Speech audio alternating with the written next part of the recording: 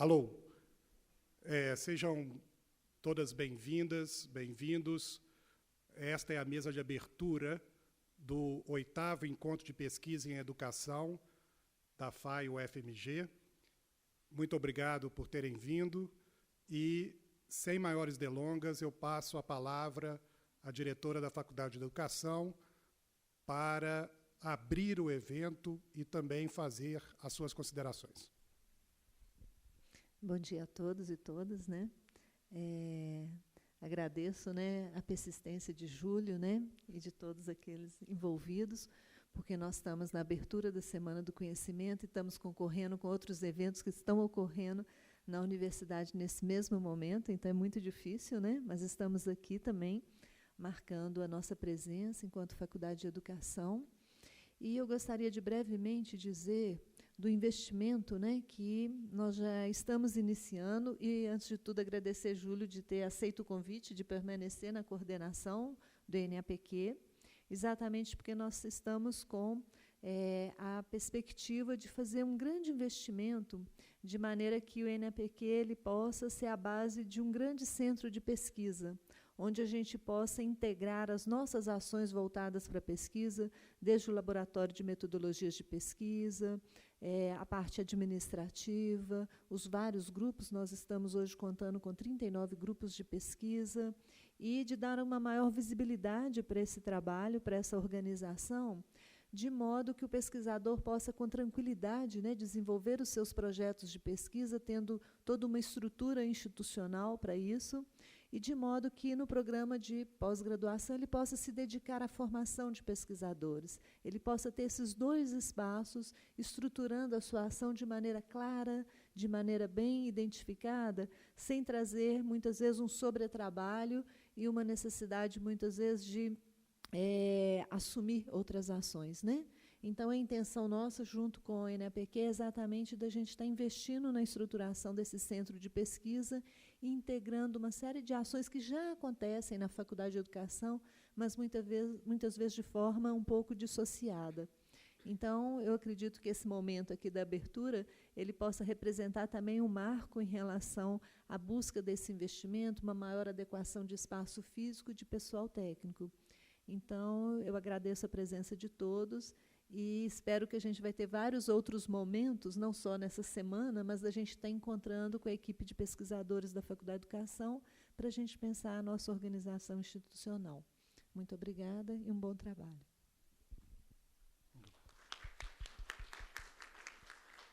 Também, sem maiores delongas, passar a palavra para a vice-coordenadora do Programa de Pós-Graduação em Educação aqui da faculdade, a professora Danusa Monfort, inclusive porque a ideia é que este encontro de pesquisa em educação seja uma organização do NAPQ e do programa de pós-graduação. Nós ainda temos algumas dificuldades para efetivar isso, mas estamos apostando, não é, que, enfim, a partir dos próximos eventos, este encontro seja uma organização conjunta do NAPQ e do Programa de Pós-Graduação em Educação, e já temos feito, desde o ano passado, algumas iniciativas nesse sentido. Ainda precisamos melhorar, e é por isso, não é, que nós convidamos a coordenação do programa para estar presente, o programa como co-organizador deste evento. Obrigada, Júlio, e obrigada a todos por vir, né? E eu acho que a Juliane já destacou a importância desse núcleo, né, para a pesquisa aqui na faculdade. Então, para a pós-graduação, é muito importante essa articulação com o NAPQ. E, em particular, esse evento, eu acho que é muito interessante para a gente mostrar um pouco, no diálogo com os alunos também da graduação, a importância dessa pesquisa, né, para a nossa formação, para a instituição. Quer dizer, ver isso como uma coisa mais articulada mesmo e fundamental para a formação, assim, tanto dos graduandos, dos pós-graduandos. Então, fiquei feliz também de saber que temos aqui alguns alunos do doutorado latino-americano, né, do doutorado regular, mestrado, doutorado regular, eu não Marighella. Então, acho que é interessante isso.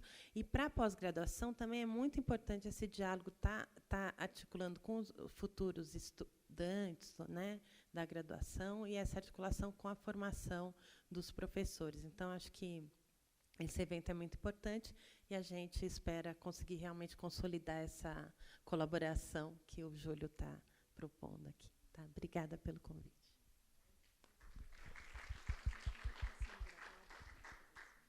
Esse evento também está sendo gravado em vídeo e depois será disponibilizado no site da faculdade por meio de um link. Né? Aqueles que não puderam estar aqui hoje e que tiveram interesse depois em acompanhar a abertura do evento e, mais especificamente, a conferência de abertura do evento, que é a conferência da professora Lucila Santos, poderá ter acesso à gravação em vídeo. Eu gostaria de destacar aqui também a presença de dois colegas, o professor Marcos Taborda e a professora Lucinha Leite, que são membros da Câmara do NAPQ. Não é? Então, eu acho que é importante dizer que, na universidade, a gestão, a administração, ela é colegiada. Não é? E no NAPQ, desde o ano passado, uma das primeiras iniciativas foi reorganizar a Câmara do NAPQ, porque ela estava desarticulada, não se reunia fazia muitos anos, e um dos primeiros passos foi reorganizar a representação dos departamentos na Câmara e dizer que tudo que nós fazemos nessa gestão é compartilhada com os colegas da Câmara do NAPQ. Então, destacar aqui a presença dos dois colegas. O professor Marcos Taborda representa o Departamento de Ciências Aplicadas à Educação no NAPQ e a professora Lucinha Leite representa o Departamento de Administração Escolar no NAPQ. De modo que nós temos, esta semana, aí, um evento com muitas atividades. Eu convido a todos e todas a participar das atividades. As atividades foram propostas por diferentes grupos de pesquisa da faculdade, e eu acho que isto que a Danusa acabou de dizer, essa articulação da pesquisa com o ensino de graduação também é algo extremamente importante e é um dos nossos objetivos. Aliás, né, nós somos privilegiados de fazer parte de uma instituição que é de ensino, pesquisa e extensão. Não é? Nós não estamos num colegião de terceiro grau. Não é? Então, assim, fazer a pesquisa, fazer parte do nosso cotidiano, pensando inclusive no ensino de graduação, é um diferencial muito grande. Então, espero que vocês aproveitem a semana e participem das atividades que estão programadas. De novo, aqueles e aquelas que querem receber uma declaração, um certificado de participação, não só nesta atividade desta manhã, mas em qualquer outra atividade durante essa semana, não esqueça de desculpe, não esqueça de colocar o nome legível nas listas de presença que estão aí circulando, que depois nós emitiremos essa declaração, ou, se for o caso, nós também podemos preencher o formulário da ATP que existe no Colegiado de Pedagogia, para aqueles que querem contar como horas de atividades teórico-práticas. Ok? Antes de terminar esta mesa de abertura e dar início à conferência de abertura deste 8º encontro de pesquisa em educação, nós gostaríamos de marcar aqui, de registrar aqui, um importante acontecimento do ano passado, que foi a nossa aluna do curso de pedagogia, Laura Engler Barbosa. Ela foi laureada, ela foi contemplada com o prêmio Professor Francisco Iglesias. E o prêmio Professor Francisco Iglesias, ele premia os melhores trabalhos de iniciação científica na área de humanidades aqui da UFMG. Nós temos a informação de que foi a primeira vez que uma aluna da faculdade foi contemplada com este prêmio. Ainda não podemos afirmar com toda certeza, vamos, inclusive, procurar levantar essa informação, mas, salvo engano, a informação que nós temos que foi a primeira vez que uma aluna da faculdade foi contemplada com este prêmio. E nós achamos que se tratava de um acontecimento muito importante para a faculdade, para o curso de pedagogia, para o nosso ensino de graduação, a nossa iniciação científica, que nós resolvemos, então, nesta mesa de abertura do 8º Encontro de Pesquisa e Educação, homenagear a aluna Laura Engler Barbosa e também a sua orientadora, a professora Maria Tereza Gonzaga Alves, professora do Departamento de Ciências Aplicadas à Educação. Então, eu vou pedir, por favor, que a professora Juliane Correia escolha uma das orquídeas para presentear a aluna Laura, quem eu chamo aqui na frente para receber a orquídea, e também a professora Danusa para escolher uma das orquídeas e presentear a professora Maria Tereza Gonzaga Alves.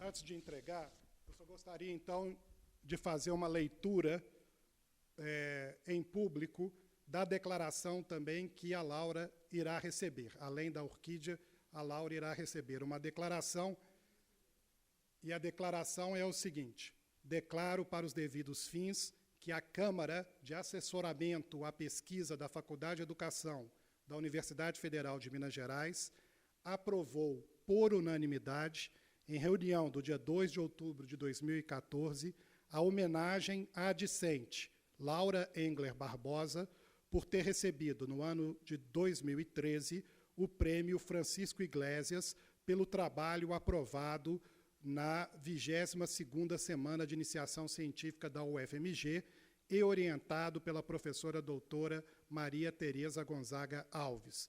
Honrados por esta premiação, despedimos-nos.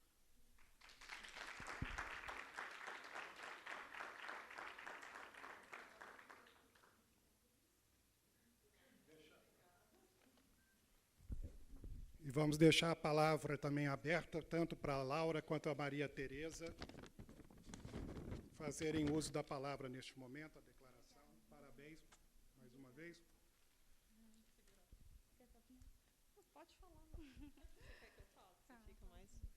Bom, eu não me preparei para falar, então, sem delongas, como disse o meu amigo Júlio Emílio, eu fico muito feliz de ter dado essa oportunidade para a Laura, porque nós fazemos, eu e minha colega Flávia Xavier, temos um núcleo de pesquisa em desigualdades escolares, onde nós temos um programa de pesquisa para estudo deste tema, mas nossos alunos de iniciação têm autonomia para escolher os seus projetos de pesquisa dentro desse programa de pesquisa.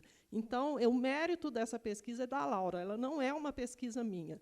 Ela, com o nosso apoio, assim como os nossos outros alunos, tem tido essa oportunidade, e nós buscamos conciliar isso com o ensino, uma vez que temos oferecido disciplinas optativas para a formação dessa expertise em pesquisa que nós desenvolvemos no grupo.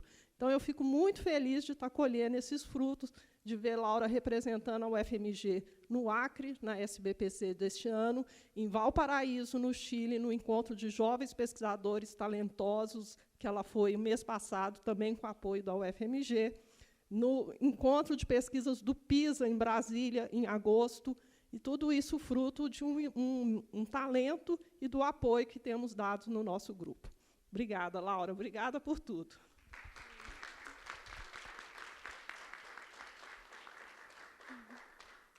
Eu também estou muito feliz, né? Queria agradecer também a Júlia Emílio, a diretora, e a Tereza também, porque esse ano foi muito bom.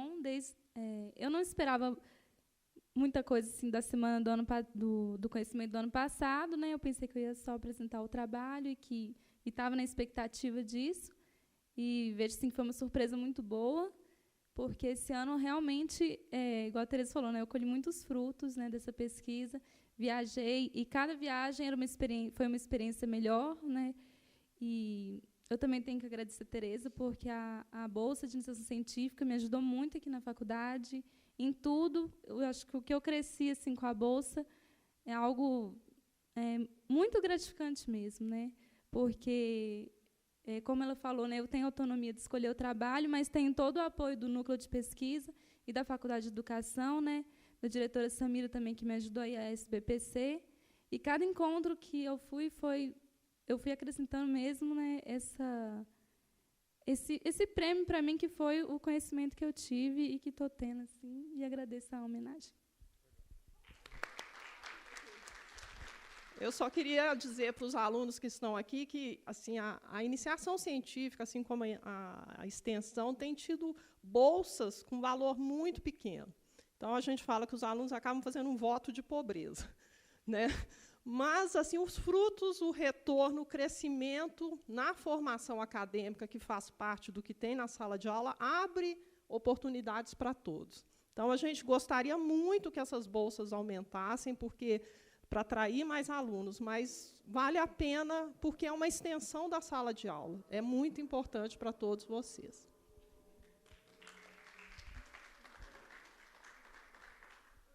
Pessoal, então, com estas homenagens, nós encerramos a mesa de abertura.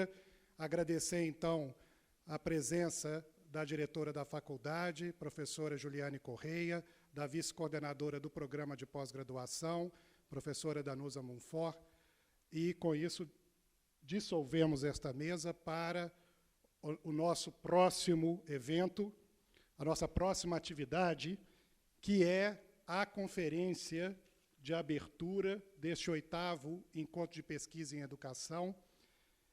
E eu gostaria, então, de convidar aqui para a mesa a professora Lucila Licínio de Castro Paixão Santos.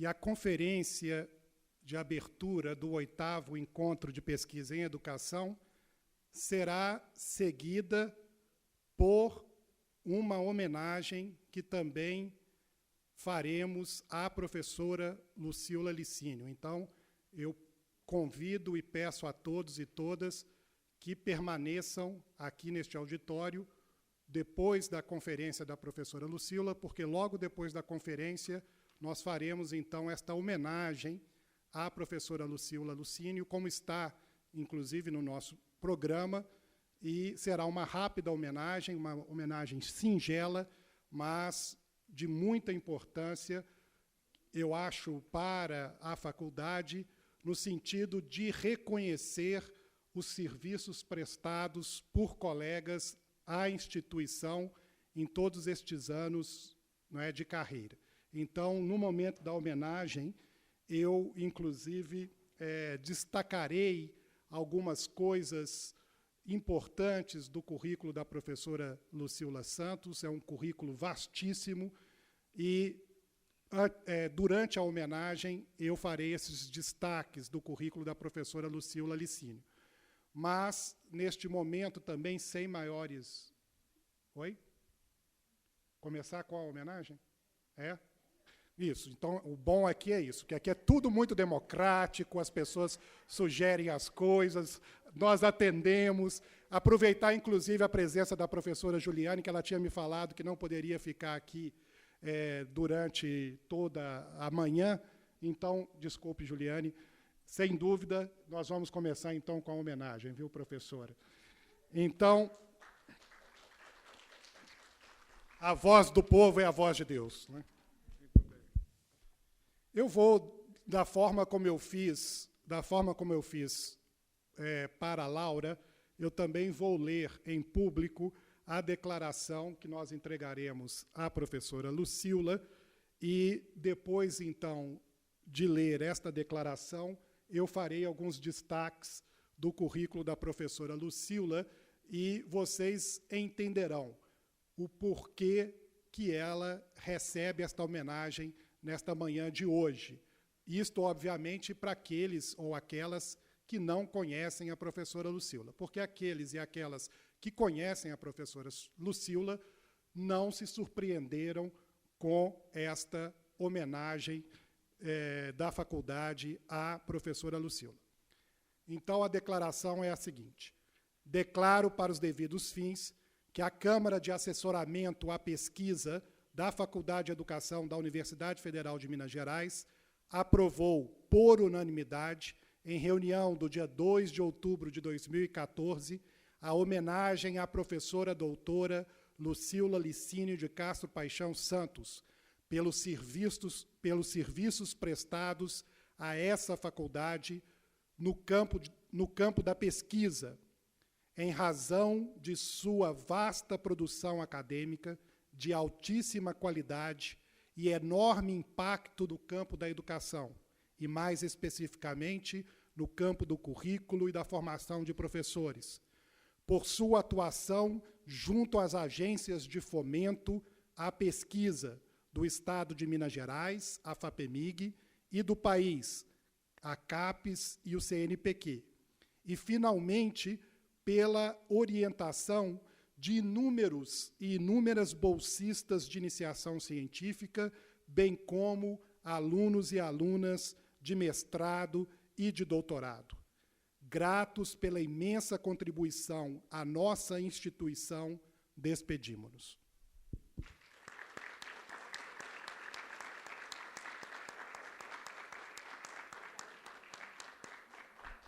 E os destaques, eu não tenho esse costume de visitar os currículos Lattes dos colegas, mas ontem eu fui obrigado a fazê-lo, e é impressionante. O currículo da Lucila é um currículo impressionante, e realmente é até difícil de destacar coisas no currículo, mas eu aceitei o desafio, e entre as coisas que eu destaquei, a professora Lucila, ela é doutora em educação pela University of London, terminou o doutorado em 1989, fez o mestrado também em educação na Universidade Federal de São Carlos, terminou o mestrado em 1980, e a Lucila tem duas graduações.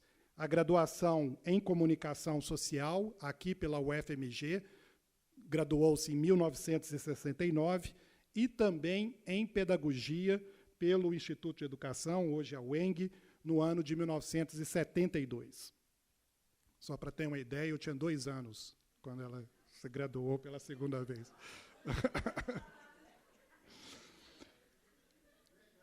A professora Lucila tem 2 pós-doutorados na Universidade de Londres, 2003, 2004, e também na Universidade de Lisboa, em 2011.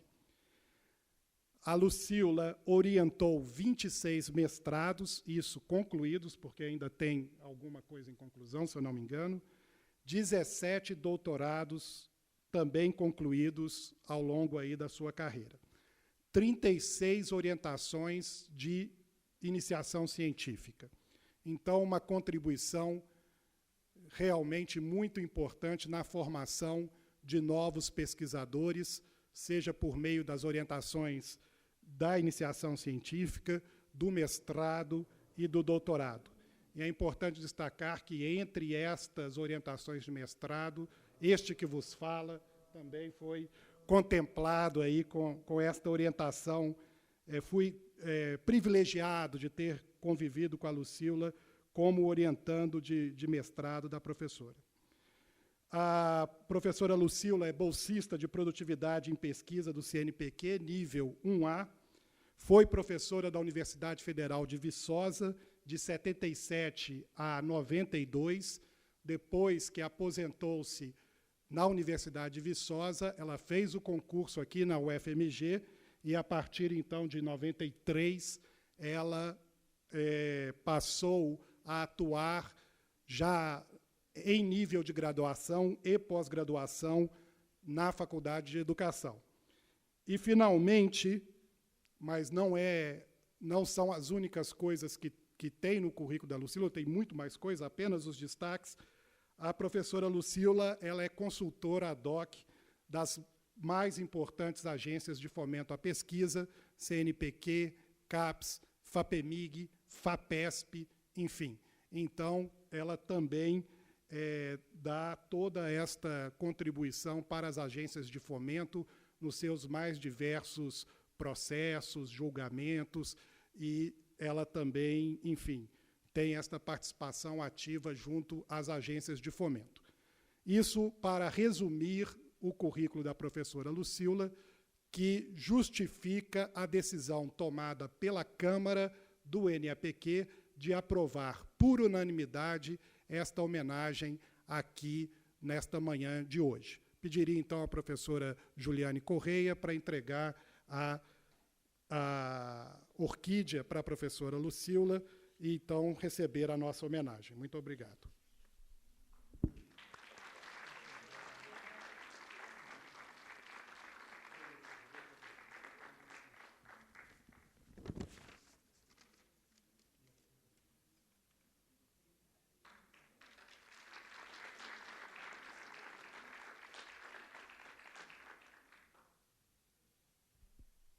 E passo, então, a palavra para a professora Lucila, para suas considerações sobre a homenagem e também já dar início à conferência de abertura deste 8º Encontro de Pesquisa em Educação. Eu queria iniciar dando meu bom dia a todos vocês, professores, alunos aqui da Faculdade de Educação, e dizer que me sinto honrada com essa homenagem e que também me sinto honrada em estar proferindo essa palestra de abertura, principalmente quando estamos concorrendo com 2 eventos muito fortes, que é a Ampedinha, não é? E a abertura da Semana do Conhecimento, com a presença da professora Marilene Chauí na reitoria. A Marilene Chauí é uma pessoa imbatível em matéria de prestígio acadêmico, não é? Eu fico feliz que vocês estejam aqui e vou tentar falar sobre esses 2 campos que, como o Júlio disse, são campos em que eu pesquiso, em que eu oriento teses, em que eu publico trabalhos, que é a área de currículo e de formação docente. É comum, até não sou a única pessoa, vários outros professores, outros acadêmicos trabalham com essas 2 áreas. No Brasil, por exemplo, eu podia dizer que o Antônio Flávio Moreira trabalha com currículo e formação, o Álvaro Hipólito trabalha com currículo e formação. Nos Estados Unidos, a gente pode dizer que o Popkewitz, o Michael Apple, por exemplo, também trabalham com currículo e formação docente. Vou procurar mapear a produção, levantando as temáticas, levantando as metodologias de pesquisa utilizadas, tanto no campo do currículo como da formação docente, e vou também levantar algumas apreciações, alguns julgamentos meus sobre os trabalhos nesses 2 campos.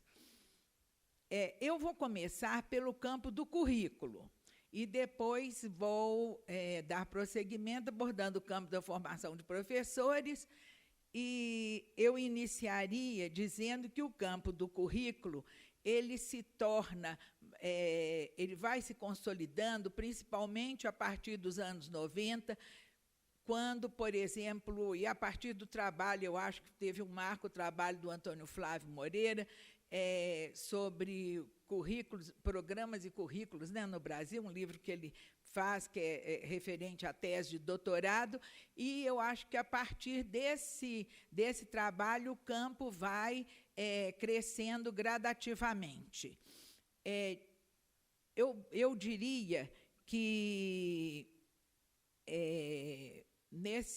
na década de 90, os trabalhos no campo do currículo procuraram identificar e diagnosticar problemas no campo e também eu posso dizer que houve uma grande crítica aos currículos disciplinares, uma grande crítica ao conteúdo escolares pelo seu caráter acadêmico, uma grande crítica à existência de preconceitos, tanto de raça, de gênero, tanto nos currículos como nos materiais didáticos, isso no início da década de 90, se referindo muitas vezes até a trabalhos de décadas anteriores.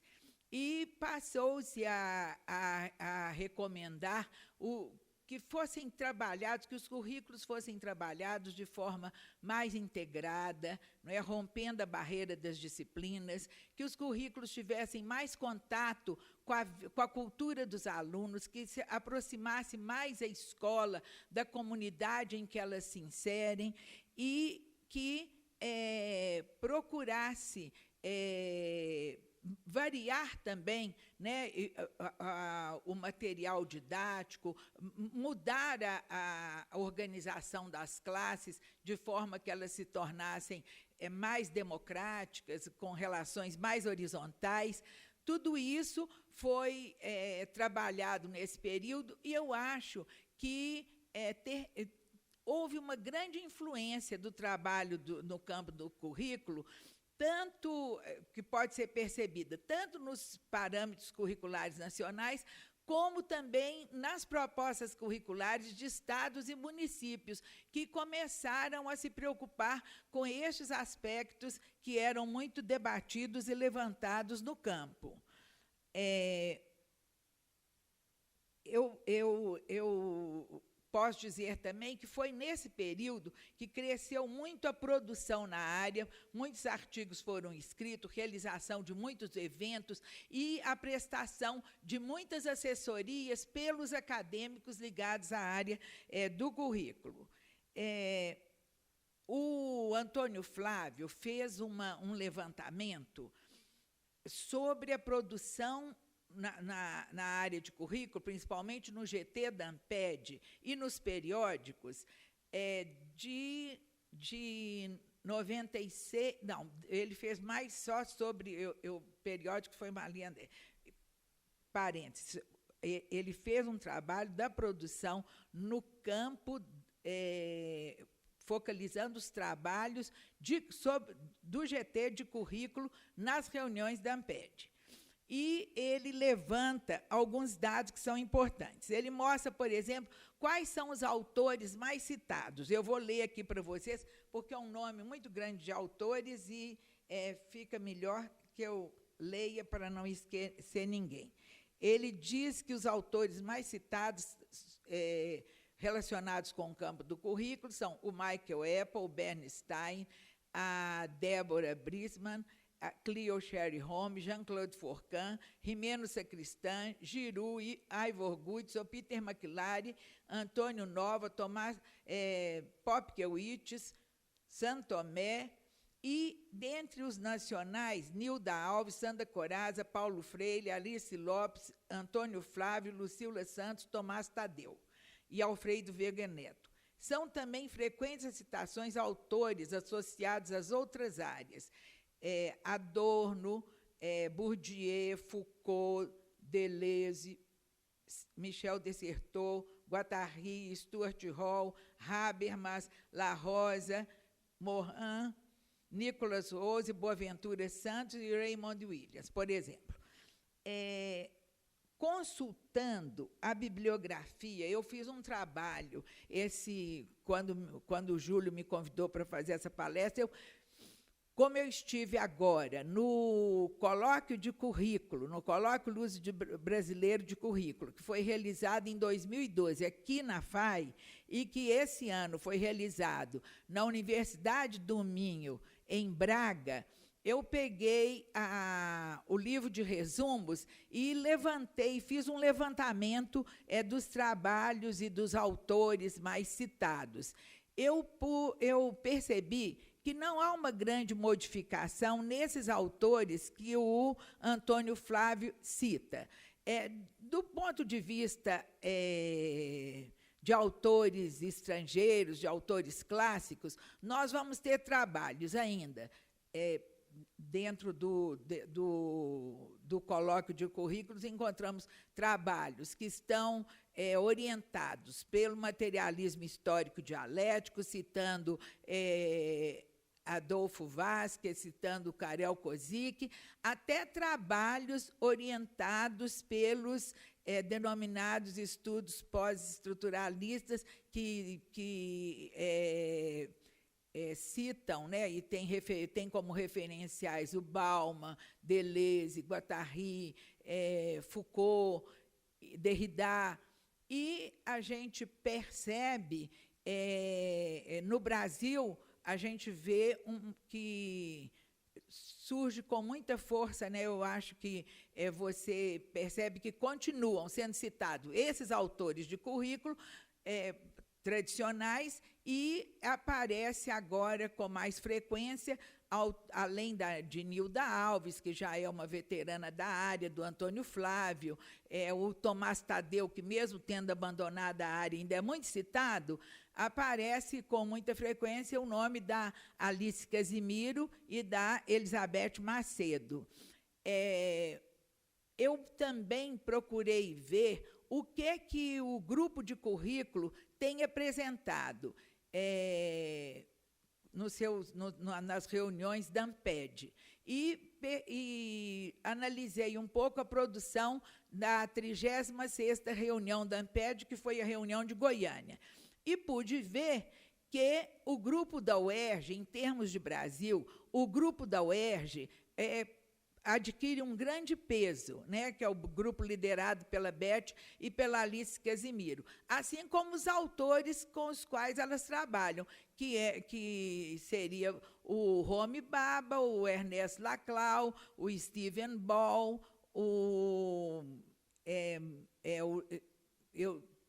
eu acho que elas usam um pouco de outros autores, e eu até coloquei aqui, deixa eu me ver assim, quais seriam? Stuart Hall e Derrida seriam mais esses autores mais citados. Mas ainda continuam citados nos trabalhos Vera Kandou, Antônio Flávio, Nilda Alves, continuam, mas há uma maior incidência de citações sobre esse grupo da UERJ e esses autores que elas tomam, né, que principalmente as duas coordenadoras, ou pelo menos as duas acadêmicas de mais destaque, tomam como referência. Em relação aos temas, Antônio Flávio vai dizer que, nessa pesquisa de 96 a 2000, sobre os trabalhos da ANPED, se discutiu muito temáticas como o cotidiano escolar, com a construção do conhecimento em rede, com diferentes artefatos culturais, com propostas curriculares, com multiculturalismo, com poder de controle e de governo do currículo, assim como a história do pensamento curricular e das disciplinas escolares. Examinando os trabalhos do colóquio Luz Brasileira de Currículo, foram apresentados nesse evento, eu contabilizei 786 trabalhos. 786 trabalhos. Foram inscritos uns 700 brasileiros e uns 300 portugueses. Você vê que, mesmo sendo em Portugal, predomina o grupo brasileiro nesses encontros. E o que a gente percebe? Currículo didático e formação de professores apresentou 179 trabalhos, constituindo assim 22,7% do total de trabalhos, né? Depois de currículo didático e formação de professores, o tema mais abordado foi o de currículo e políticas públicas, com 179 trabalhos em 786, que dá 15,5%. e currículo, conhecimento e disciplinas escolares, com 87 trabalhos, cerca de 11,5%. Currículo e educação superior, com 82 trabalhos, cerca de 10%. E currículo e cultura, com 69 trabalhos, 8,5%. E, só para dar para vocês uma ideia dos temas que estão sendo mais abordados, não é? Ou que foram mais abordados nesse recente encontro, e que é um encontro de grande relevância na área do currículo, que é esse Congresso Luso-Brasileiro. Quando eu olhei para o que o GT de currículo apresentou na última reunião da ANPED, nessa 36ª, que foi realizada em Goiânia, eu percebi uma proximidade muito grande dos temas. Também nesse último encontro foi abordado em mais de um trabalho a questão da educação superior, a questão da educação, currículo e avaliação. Também é porque eu não falei com vocês, currículo e avaliação também foi uma das áreas que teve uma incidência grande de trabalhos no Congresso, no Colóquio Luso Brasileiro. Mas, então, voltando aqui ao grupo, ao GT de currículo, na última reunião da ANPED. Então, trabalho sobre formação docente, sobre currículo e avaliação, trabalho sobre currículo e culturas, que são áreas que já têm conquistado um grande prestígio na área. Deixa-me ver mais se tem alguma área que eu deixei de falar. Políticas curriculares, trabalho em torno disso, e formação docente. Formação e trabalho docente também. Quer dizer que há uma coincidência, claro, né, porque são, de certa forma, é o mesmo público que está tanto no GT de currículo como é o que comparece nesses eventos internacionais. E, como dominam os brasileiros, terminam dominando também as temáticas aqui trabalhadas.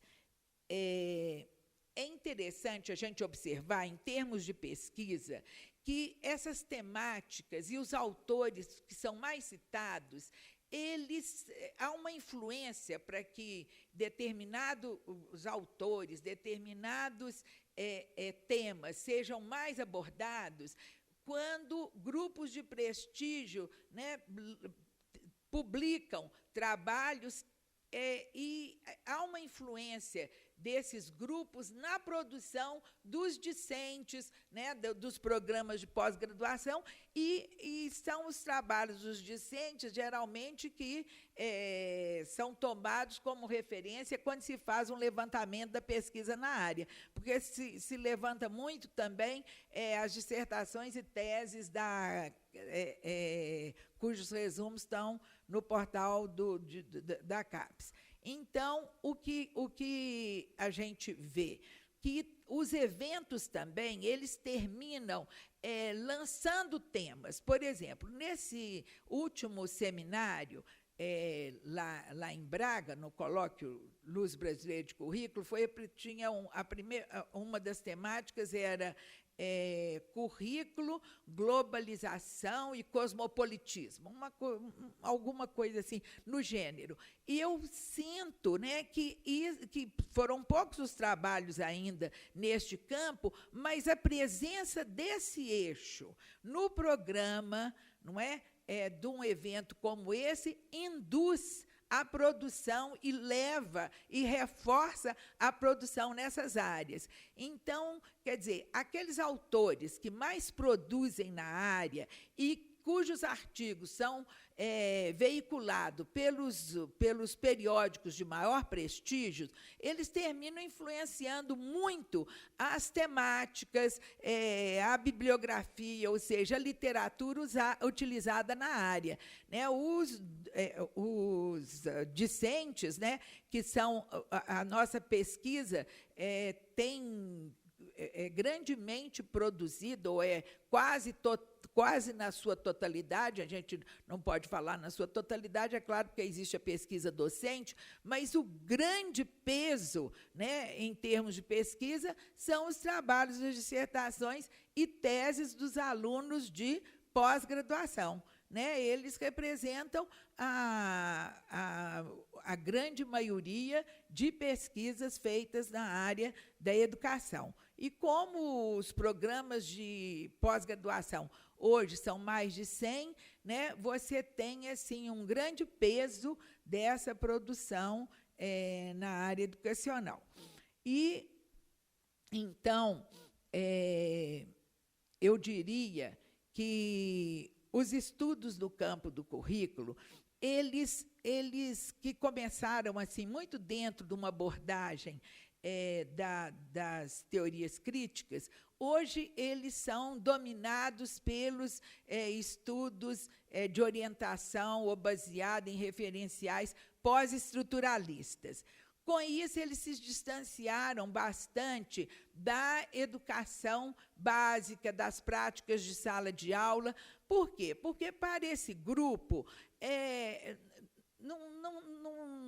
não é possível você dizer que conteúdo é melhor do que outro, que conteúdo é mais relevante, porque essa questão de relevância é uma questão relativa, depende do ponto de vista, e para eles não existe verdade absoluta, não existe, então, critérios, né, para esse tipo de julgamento. Mas como o currículo é um campo de tomada de decisões e de julgamentos, né, do que aquilo que você acha que merece entrar na escola, daquilo que deve ser trabalhado na escola, eles se afastam desse tipo de produção. Vamos dizer, os acadêmicos que se orientam pelas teorias críticas, eles têm medo de discutir, de entrar muito na questão da educação básica e terminar sendo prescritivo. Há um medo assim, de que o campo do currículo, como foi dominado por muitos anos pelas prescrições, tem muito receio de que seus trabalhos tenham caráter prescritivo. Então, os críticos evitam abordar ou trabalhar muito com a educação básica, com a escola, com o ensino fundamental e médio, com esse receio da prescrição. Os pós-críticos que acham que não há como dizer o que é melhor ou o que é pior em termos de currículo, porque esses são julgamentos morais e eles não fazem e não trabalham com esse tipo de critério. Mas nós, né, eu entendo que é importante que a gente discuta o que é mais relevante, o que é mais importante, o que é mais significativo, né, para as crianças, para os jovens das escolas brasileiras. A gente vê o seguinte, além disso tudo, há nas faculdades de educação, que são instituições escolares, elas começam assim, a também se distanciar da discussão que toma a escola ou as instituições escolares como objeto de estudo. Parece que outras temáticas se mostram mais atraentes, mais sedutoras, não é? Com coisas que estão acontecendo fora da escola. E é por isso que a gente encontra nos programas e nas emendas dos cursos tanta referência ao trabalhos em unidades ou em atividades não escolares. Não é? Parece que o escolar tornou-se assim, alguma coisa meio datada e sem grande apelo, sem grande charme, não é? Enquanto que, além do campo, né, além do campo educacional, ter se aberto para novas áreas, com entradas das ONGs, né, da iniciativa privada em diversas áreas tipo, assim, por exemplo, na gestão, nos cursos e nos programas de gestão que são oferecidos por esses pacotes dados por empresas educacionais, quer dizer, o campo se amplia, né, com a entrada, mesmo no campo público, como no ensino privado ou como nas atividades privadas. O campo se amplia, deixando, não se centrando apenas na escola, mas se centrando em outro tipo de experiências formativas. As experiências nos museus, as experiências dos alunos nas ONGs, etc. Então, tudo isso, há uma ampliação no campo. E há um interesse, né, dos educadores de se voltar para esses temas que parecem ter mais apelo, são novidades.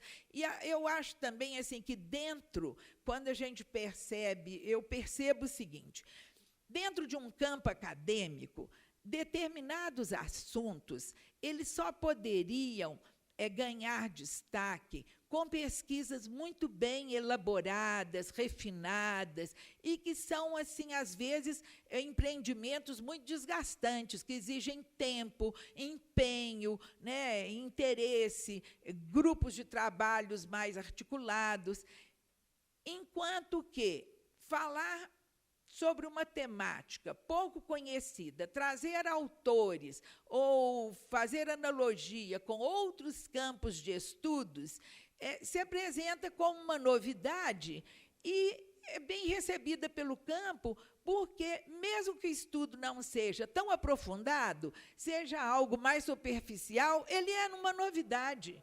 Ele é algo novo no campo e ele já atrai o interesse dos periódicos, dos eventos científicos. Olha que interessante, temática interessante, importante, não é? Então,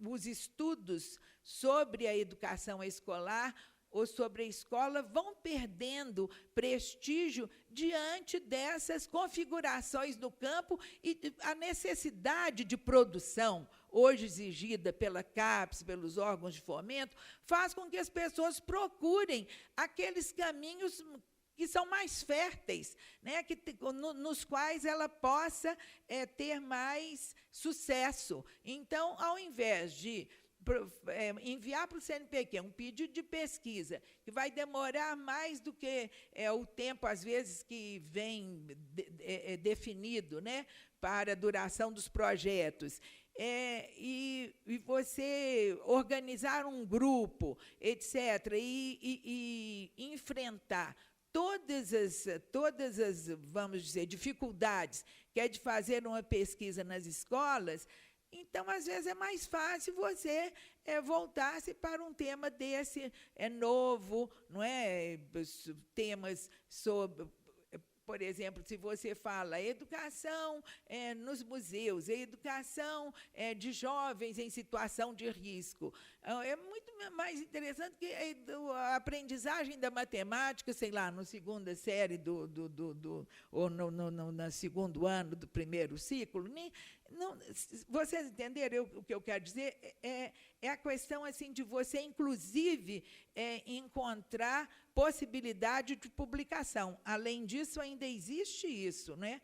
A possibilidade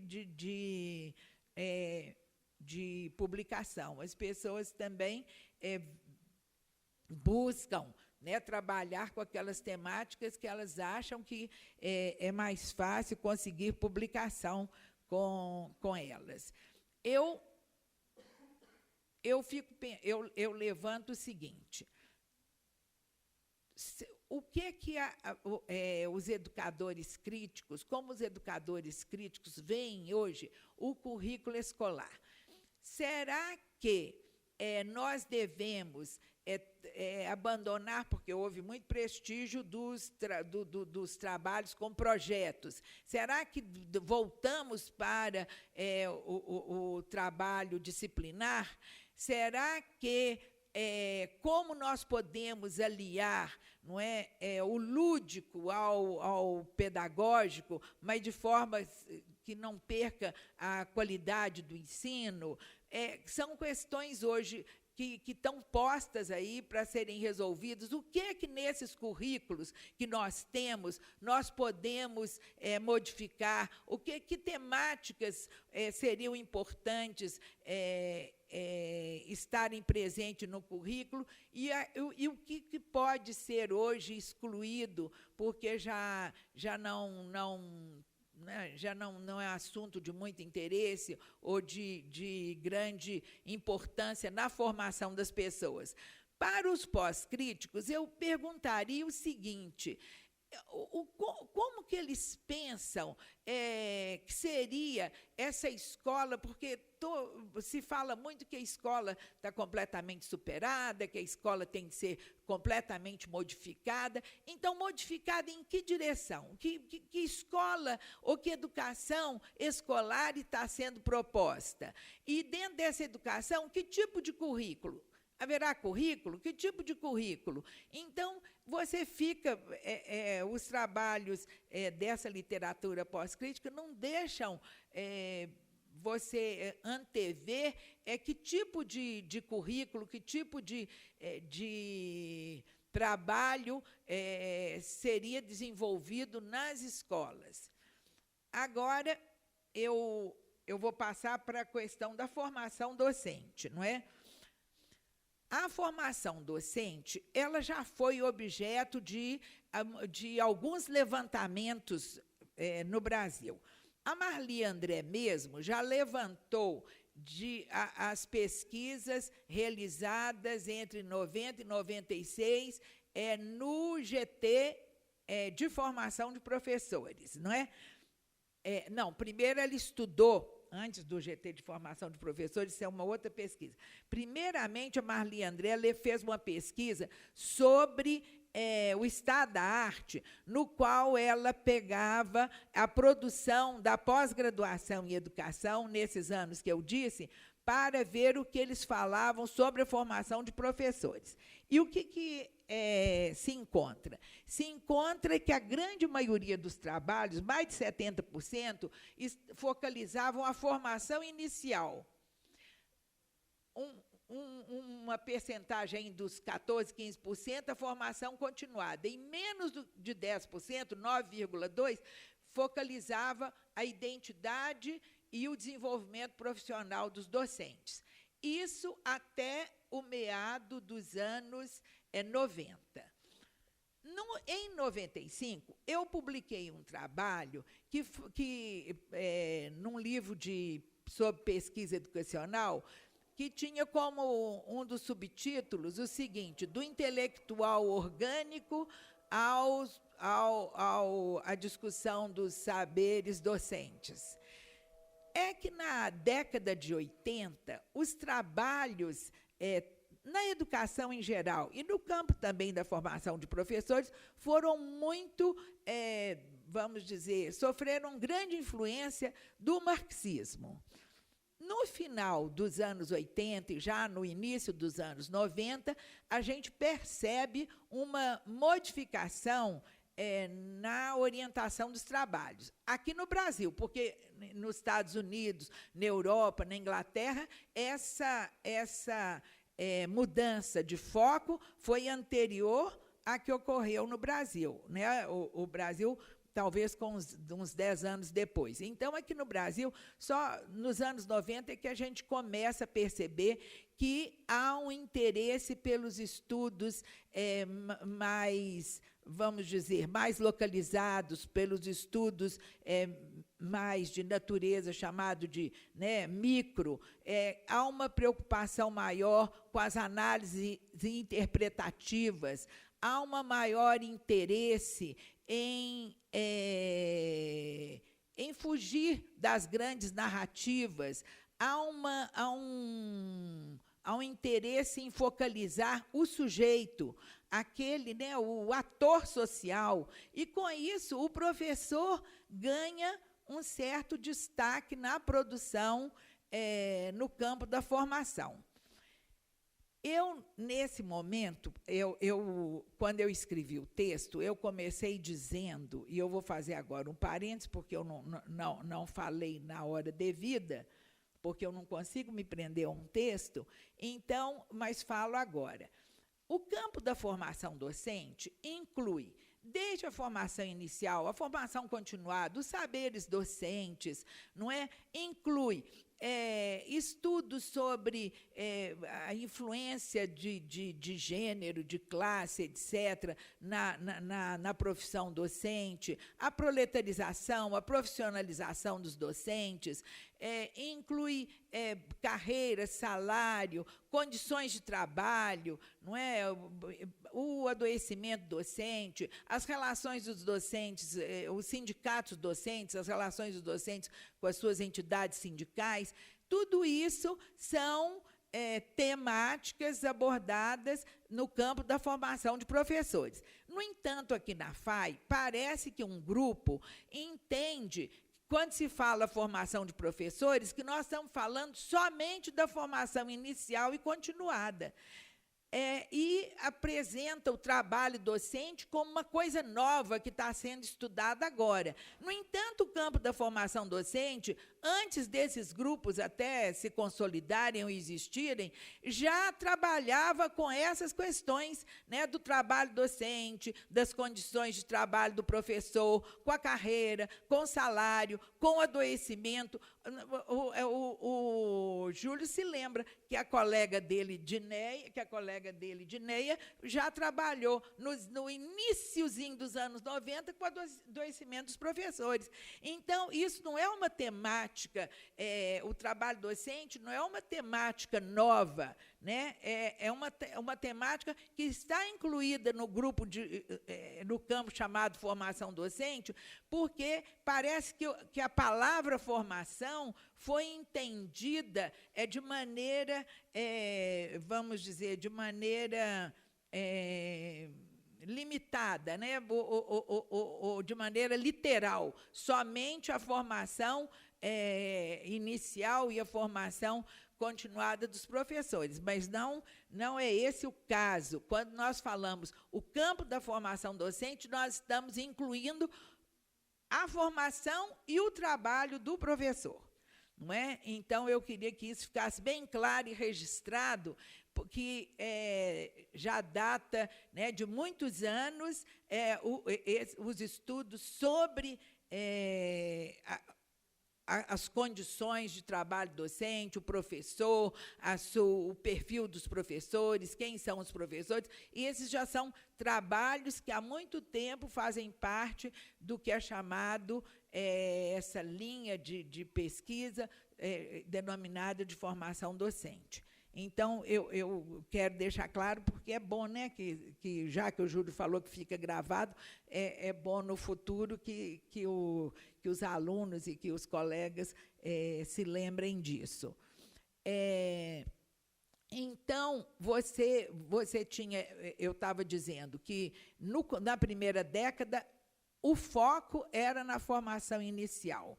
Marli André faz um estudo em 2000, que ela toma a produção, aí ela toma a produção também de tese de dissertações do ano de 2007, e acontece assim, ela mostra que parece que houve uma revolução. Enquanto a formação de professores era uma temática que atingia 6% a 7% do total da produção educacional, ela passa a ser uma temática que atinge 22% do total da produção educacional. E dos 9% dos trabalhos que se voltavam para identidade e desenvolvimento profissional, eles passam a ser 53% da produção na área. Então, você vê que tanto a formação de professores adquire prestígio e cresce, né, em termos da produção na pós-graduação, como há uma modificação de interesse, passando a ter maior prestígio as temáticas voltadas para identidade e desenvolvimento profissional. Então, quer dizer, é uma grande modificação na área.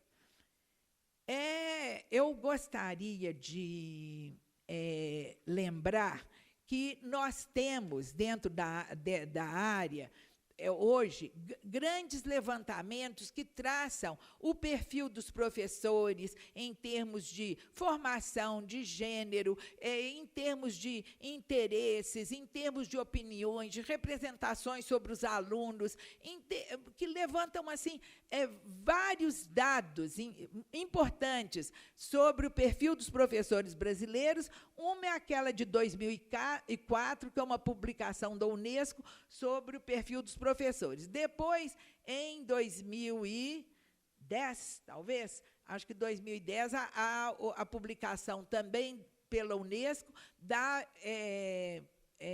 liderada pela Bernadette Gatti e pela Elba de Sá Barreto, que também faz um levantamento amplo sobre o professorado brasileiro, não é? Eu também gostaria de dar destaque à produção aqui do Gestrado, que levantou, procurou traçar um perfil dos professores e também assim de suas representações sobre a escola, sobre o trabalho, sobre as condições de trabalho, sobre as novas, sobre as reformas, tanto administrativa como as curriculares, e eles conseguiram reunir, eles fizeram uma equipe com 7 estados e está online uma sinopse dos resultados dessa pesquisa, com um grande número de dados que pode ajudar muito a alunos, a professores, a trabalharem com esses dados no sentido de produzirem ou de ilustrarem seus trabalhos no campo da formação docente. Eu gostaria de chamar a atenção para dois aspectos que um grande acadêmico no campo da formação docente é o Zeichner, né, que foi o orientador do Júlio no doutorado.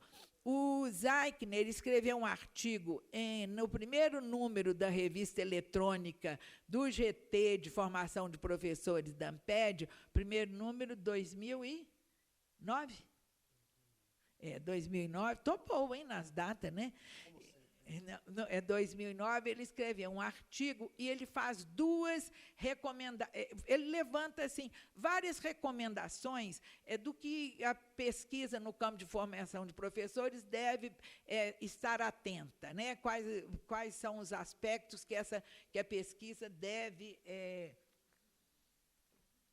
procurar focalizar. E chama atenção duas coisas. Ele levantou aqui, eu coloquei, ele levantou a necessidade de dar maior ênfase ao impacto da formação docente sobre a aprendizagem e prática dos professores. Então, a formação porque se discute os cursos de formação inicial, ou as formações em serviço, etc., mas qual é a repercussão mesmo na prática, no trabalho dos docentes? E, muito importante também, ele fala que é necessário que sejam feitas pesquisas que liguem a formação docente ao aprendizado do aluno, não é? Eu gostaria assim, de terminar dizendo o seguinte, né, que eu acho que tanto currículo como formação de professores são campos essenciais e fundamentais para o desenvolvimento da educação, né, sobretudo, eu acho, da educação básica, né, brasileira, e que nós precisamos melhorar em vários sentidos. Por um lado, eu acho que as pesquisas são feitas muito por grupos ou muito pequenos ou por pessoas isoladas, e que nós precisaríamos, como fez o Gestrado, organizar grupos, né, entre estados, interinstitucionais, etc., para pesquisar uma determinada temática e, assim, você ter condições de ter dados mais amplos e mais seguros, não é, sobre determinado aspecto da realidade que você está procurando entender. Eu também considero, né, que é importante, né, é fundamental que esses grupos procurem, mais do que tudo, compreender, né, o que está acontecendo na realidade das escolas. Porque nós temos, outro dia mesmo, eu trabalho com a disciplina profissão docente no doutorado latino-americano, e nós lemos um texto em que foi discutido a autora enfatizava a grande mudança no perfil dos alunos, né? A grande influência dos meios de comunicação, do computador, da mídia, dos programas infantis, enfim, da indústria de brinquedos, do marketing, etc., na formação de um novo perfil de aluno. Mas a pesquisadora mesmo falava que ela fazia uma pesquisa endereçada e interessada em encontrar determinados objetos. Ela queria focalizar isso, como a mídia, como os programas de televisão, como o mercado, né, produtor de produtos para jovens e crianças, as novelas da televisão, as séries, etc., influenciavam o comportamento dos alunos. Mas eu achei assim, que ela termina não dando espaço. Os alunos são totalmente dominados por esses veículos. E eu fiquei me perguntando, será que a família, a igreja, outros locais de socialização, etc., também não exercem influência? Quer dizer, eu gostaria, o que eu acho importante é que as pesquisas procurem conhecer a realidade de uma forma mais rigorosa, mais precisa, porque somente conhecendo a realidade é que nós podemos transformá-las. Quer dizer, sem conhecer a realidade, nós não podemos propor políticas públicas que sejam, vamos dizer, que tenham algum sucesso, né? Eu vejo que muitas das políticas propostas no campo da formação de professores, por exemplo, são políticas que elas terminam tendo, né, às vezes, resultados diferentes do previsto, ou tendo menos impacto e menos repercussões do que pretendiam, porque essas propostas, elas não estão baseadas num conhecimento da realidade, né, das escolas e da realidade das universidades, das escolas públicas. Então, elas terminam propondo coisas que, já de início, não vão dar certo, porque, muitas vezes, elas são políticas, são propostas, são ações, são programas que contrariam outros programas. Nós sabemos disso, né? Enquanto a CAPES, vamos dizer, da pós-graduação, insiste nas pesquisas, na produção, né, de pesquisa, na produção de artigos, etc., dos professores envolvidos na pós-graduação, a CAPES do B, da educação básica, insiste que os professores trabalhem com o ensino nas escolas públicas. E, se você se dedica a trabalhos de extensão ou a trabalhos de pesquisa, assim, muito dentro, vamos dizer, nem são trabalhos de pesquisa, porque são ações formadoras. Ações formadoras na escola pública, com os docentes da escola pública, com os alunos da universidade, isso demanda um tempo e um esforço que ou o trabalho termina sendo mal feito, né, ou o professor não se envolve nele porque tem de estar mais inserido no campo da pesquisa e das publicações, e não no campo do ensino com os licenciandos e com os professores das escolas. E, então, quer dizer, as próprias políticas, elas são, às vezes, apresentam certos antagonismos.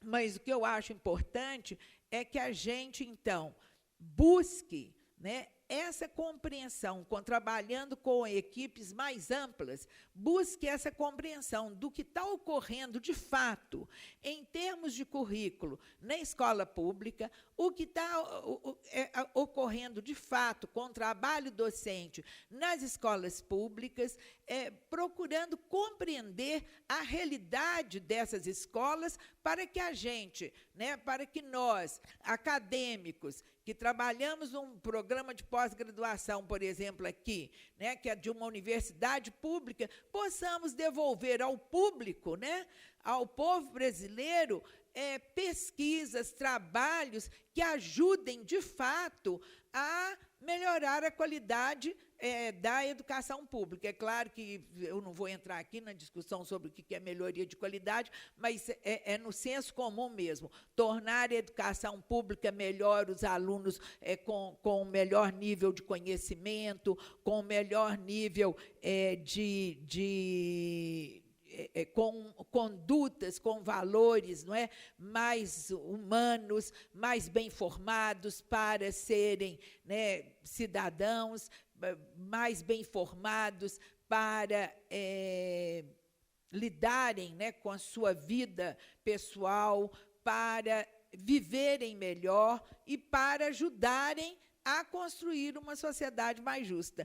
Então, eu penso que seriam essas as minhas recomendações, as minhas preocupações em relação à pesquisa nesses dois campos. A pesquisa no campo da formação de professores, eu também coloquei já no artigo de 95, que ela já começava a sofrer também influência dos estudos pós-estruturalistas, né, mostrando assim como, por exemplo, teorias educacionais vão formando a identidade do professor, mas eu acho que esses estudos ganham mais relevo.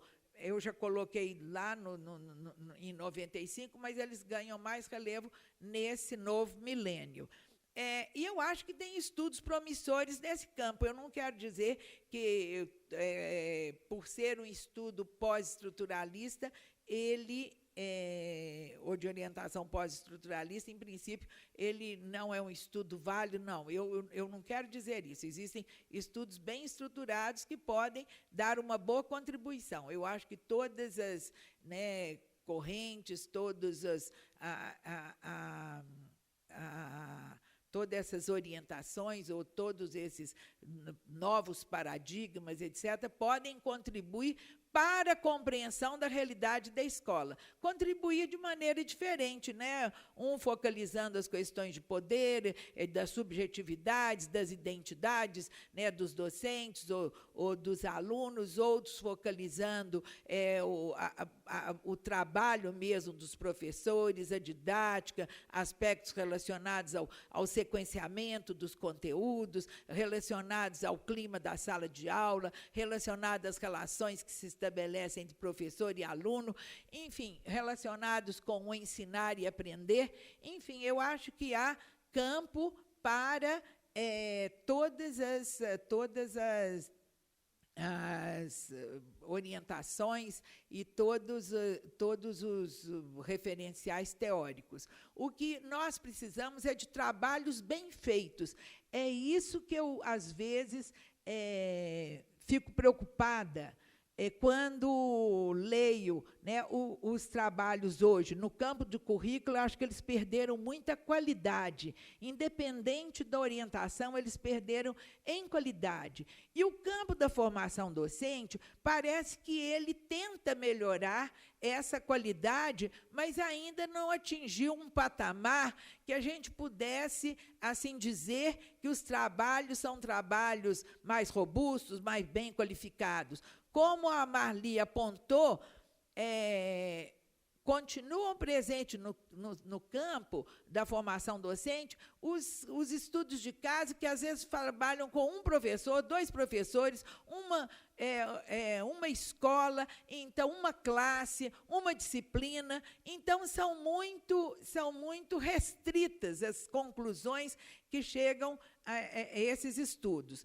É claro que ela salienta que as metodologias melhoraram, se ampliaram. É um estudo que eu estou me referindo a um artigo que está publicado no ENDIP de 2010, e no qual que está nos anais, né, do ENDIP, e no qual ela levanta, né, que hoje se trabalha mais com técnicas combinadas, com os grupos focais, com grupos de discussões, que há uma modificação na área em relação às metodologias, e que a aversão aos estudos quantitativos vai sendo reduzida, porque a área de formação de professores começa muito com isso, história de vida, aí pega, às vezes, um professor para estudar história de vida. Então, assim, uma área ficou muito centrada nesses estudos, vamos dizer, de natureza micro, nesses estudos muito localizados, em casos muito simples, e com uma certa crítica aos estudos quantitativos, que eram os dominantes na década anterior, né? A década de 70, né, o Zeichner até fala sobre isso, que a década de 70 era preocupada com os estudos quantitativos ou estudos experimentais que procuravam mostrar qual que era a melhor forma, né, de desenvolver um determinado trabalho. Como modelar o comportamento do professor. Aqui no Brasil, nós tivemos muito isso, sobre a influência da tecnologia educacional. Nós tivemos os trabalhos que se voltavam para isso. Ensinar o professor algumas habilidades que ajudassem no manejo da sala, que ajudassem na sua prática do dia a dia. Então, são trabalhos no campo do microensino que foram muito difundidos na década de 70 sobre a influência da tecnologia educacional. Então, em 80, quando o marxismo começa a ter uma grande influência no campo educacional, são muito criticados esses trabalhos quantitativos no campo da formação docente, sobretudo, no campo educacional em geral, e da formação docente mais especificamente. São muito criticados esses estudos quantitativos, e um interesse muito grande pelas análises mais interpretativas, centradas em casos, mas, de certo modo, os casos estão reduzidos e, às vezes, até muito mal analisados, eu diria, né? Isso já é por minha conta, muito mal analisados, muito, né, trabalhos muito descritivos, sem um aprofundamento numa análise mais vamos dizer, vigorosa e mais consequente sobre os dados empíricos encontrados. Então, nós vamos ter uma produção que ela termina sendo assim, muito superficial.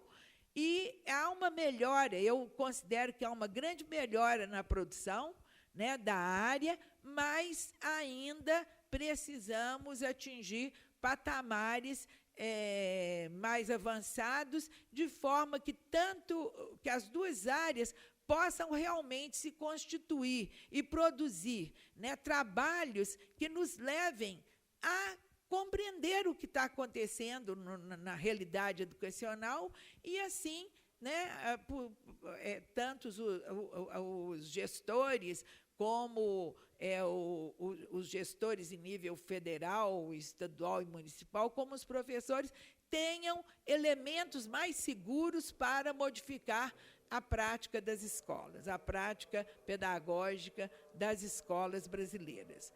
Era isso que eu tinha a dizer, hein, de uma maneira geral.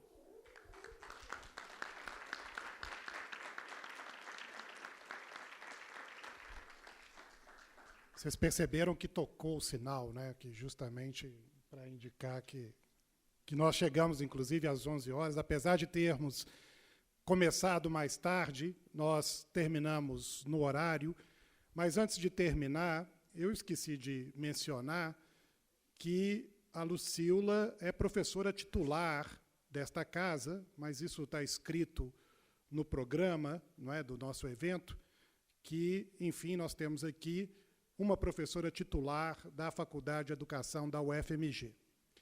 Eu sou testemunha de quando a Lucila se preparava para o concurso de titular, ela teve um trabalho enorme de sair à procura das declarações, dos certificados, dos documentos comprobatórios, de tudo que ela havia feito ao longo da sua carreira, e foi muita coisa que ela fez ao longo da sua carreira, e que ela nunca se preocupou com declaração, com certificado, com documento comprobatório nenhum. E quando você vai para um concurso, não é, se não tiver comprovado, você não pode contar aquela atividade, etc. Então, isso me chamou muito a atenção, porque nós temos aqui, diante de nós, não é, uma professora com uma carreira de sucesso, indubitavelmente de sucesso, mas que nunca colocou a sua carreira como objetivo principal da sua vida profissional. E é algo que tem se tornado cada vez mais raro nas nossas universidades. Hoje em dia, com a chamada cultura do currículo Lattes, as pessoas pensam muito bem o que fazem, em que se envolvem, o que isso vai me trazer de benefício, enfim, tem se construído uma racionalidade que eu acho que é muito perversa, não é? O perfil carreirista tem tomado conta das nossas universidades, e isso é muito ruim para as próprias universidades. E aqui nós temos um exemplo de uma pesquisadora, de uma professora, de uma carreira brilhante e de sucesso, que nunca pensou na sua própria carreira como motivação principal da sua vida profissional. Não é? Então, nós estamos diante de uma profissional que tinha objetivos mais amplos e que tem objetivos mais amplos, mais nobres, como, por exemplo, a transformação social, a luta pela justiça social, pela igualdade, não é? Pelos direitos, não é? Segurar os direitos neste país tão cheio de desigualdades. Então, é importante destacar que, enfim, eu acho que é importante nós reconhecermos entre os nossos colegas profissionais que não têm um perfil carreirista, não é, que são estes que pensam única e exclusivamente nas suas carreiras, não fazem absolutamente nada que tenham, que revertam em benefício próprio, e, muitas vezes, é este perfil que tem sucedido. Então, eu posso aqui dar a testemunha que nós temos uma profissional que, apesar de ter tido sucesso na sua carreira profissional, não era a carreira a coisa mais importante na sua vida. Ela tinha objetivos mais amplos, mais nobres, e tem objetivos mais amplos e mais nobres, e é isso que eu acho que nós temos não só de destacar, mas de valorizar na vida acadêmica. Muito obrigado a todos e todas por esta manhã tão rica. Obrigado à professora Lucila pela conferência de abertura. E dizer que nós temos, então, uma programação vasta e diversificada do encontro de pesquisa. Nós resolvemos não imprimir o programa para, enfim, salvar aí algumas árvores, não é uma questão ecológica, ambiental, mas, se você quiser ter acesso ao folder eletrônico do evento, por favor, envie um e-mail ao napq@fai.ufmg.br, que nós podemos enviar para vocês o folder eletrônico, e nas portas de cada auditório também há a programação afixada, de modo que hoje à tarde, às 14 horas, nós temos a abertura da exposição Simulação e Modelagem Computacional de Museus Históricos orientados ao visitante, perspectivas para o ensino e a formação de professores. Vai ser na área externa do auditório Luiz Pompeu. Também, às 14 horas, teremos uma mesa redonda, Interação, Teoria e Prática em Educação Inclusiva, o processo de construção de bancos de dados para a pesquisa científica, também no auditório Luiz Pompeu. E às 17 horas, das 17 às 20 horas, na sala de teleconferências, uma oficina chamada Educação Libertária, Diálogo entre Augusto Boal e Paulo Freire. De modo que é uma programação bastante diversificada. Destacar, mais uma vez, que a programação deste encontro ela foi feita com a participação dos grupos de pesquisa e grupos de estudo da faculdade. Foram os grupos de pesquisa e os grupos de estudo que propuseram as suas propostas de atividades, e com estas atividades que nós, então, organizamos a programação do encontro, desse 8º encontro de pesquisa em educação FAI-UFMG. Mais uma vez, muito obrigado pela presença de todos, de todas, e desejar a todos aí uma semana muito rica, com muitas atividades e a participação em todas essas atividades. Uma boa semana para todos e todas. Obrigado.